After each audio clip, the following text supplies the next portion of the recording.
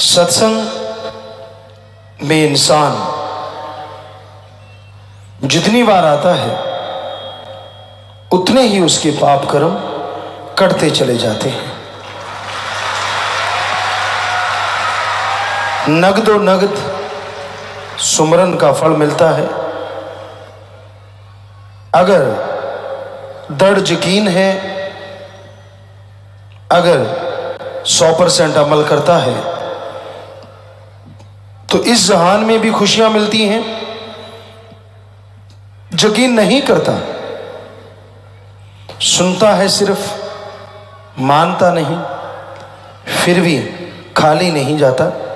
आत्मा के खाते में कुछ ना कुछ जमा जरूर हो जाता है।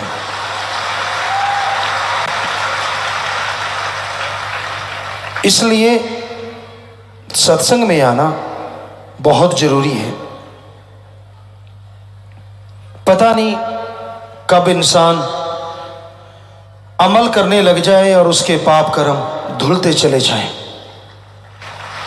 पता नहीं कौन सा शब्द उसकी जिंदगी का रास्ता बदल दे और वो परमानंद की प्राप्ति कर ले। क्योंकि फकीर अपनी बनाई बात नहीं कहते, वो तो उस भगवान परमपिता परमात्मा की बात को आगे सबके सामने रखते हैं, शेयर करते हैं। तो जरूरी है सत्संग सुनो और अमल करो। गधा पचीसी होती है, वो सत्संग कम सुनते हैं, पछंडे ज्यादा मारते हैं। लेकिन ऐसे लोग ज्यादा देर पछंडे नहीं मारते। उन्हें जो मिलना चाहिए उससे खाली रह जाते हैं। सत्संग में आना तो तन मन स्थिर करके उस रूह से जो सबके अंदर विराजमान है, अपने मालिक की, अपने परमात्मा की चर्चा सुनना है। इसलिए सत्संग में आओ तो अपना ध्यान, अपना ख्याल भगवान में रखो, परमपिता परमात्मा में लगाओ, ताकि फल बेइंतहा आपको मिल जाए। आप रोजाना सुनते हैं सत्संग में जब लोगों के पत्र पढ़े जाते हैं और उन पत्र में वो बताते हैं कि कैसे कैंसर उड़ गया, कैसे भयानक बीमारियां उड़ गई, कैसे जिंदगी में सफलता मिली, कैसे वो सफलता के घोड़े पे सवार होके कभी साइकिल पे नहीं चढ़ते थे, आज हवा में उड़ार हो गई। ये तो तभी संभव है ना जब इंसान सुने और अमल करे। पर एक उम्र ऐसी भी होती है जिसमें सुनना अच्छा नहीं लगता, शरारतें ही शरारतें। चाहे वो सत्संग हो, हमने बहुत जगह पे देखा है। तभी परमपिता ने शायद ये वचन बनाए हैं, गधा पच्चीसी उम्र जोर जवानी का। उम्र होती है आजकल माने तो 13 से लेके 20-25 साल तक। एक ऐसी उम्र होती है जिसमें राम नाम नहीं अच्छा लगता, इसको छेड़ा, उससे बात की, इधर हंसा उधर हंसा। क्या चल रहा है सत्संग में, क्या हो रहा है, राम नाम का कोई लेना देना नहीं।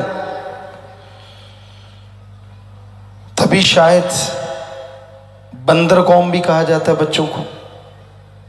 उसका कारण यही है कि उनका सत्संग में मन नहीं लगता।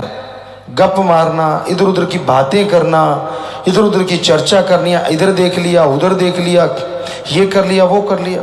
तो इससे अच्छा है घर में विराजो, गली में घूमते रहो। क्योंकि सत्संग में आके जब बैठते हो आप उस परमपिता परमात्मा की निगाह में हो। और कहीं ऐसा ना हो कुछ ऐसा वैसा आप कर बैठो और फिर सारी जिंदगी भरते रहो। तो बहुत लाजमी है सत्संग में बैठ के सिर्फ और सिर्फ भगवान की चर्चा सुनो, भगवान की चर्चा करो। उसके अलावा अपने मन के अधीन कभी ना चलो। क्योंकि जो मन के अधीन चलते हैं वो मन के गुलाम हो जाते हैं और दुखी रहते हैं। तो सत्संग में बहुत कुछ मिलता है, पर मिलता उनको है जो दृढ़ यकीन रखते हैं, पूरे ध्यान से सुनते हैं और अमल करते हैं। क्योंकि बिन अमलों के आलमा इल्मन कम में सारे, कितना भी अमल करो जब तक सुनते नहीं अमल का फायदा नहीं, और कितना भी सुन लो जब तक अमल नहीं करते कोई फायदा नहीं। दोनों बातें अति जरूरी हैं। सुनो, अमल करो, तो जिंदगी की आदर्श की प्राप्ति का बीमा हो जाता है।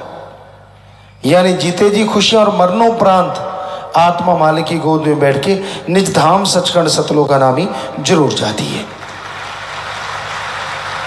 तो भाई, आप सत्संग सुनते हो तो अमल करा करो, और सत्संग सुनने जरूर आया करो। क्योंकि सत्संग में कई बार बैठने से ही कर्म कट जाते हैं, और दिल लगा के बैठो, ध्यान से बैठो और अमल कर लो, तो जन्मों जन्मों की खुशियां इसी जन्म में हासिल होनी शुरू हो जाती हैं, और जन्मों जन्मों के पाप कटने शुरू हो जाते हैं।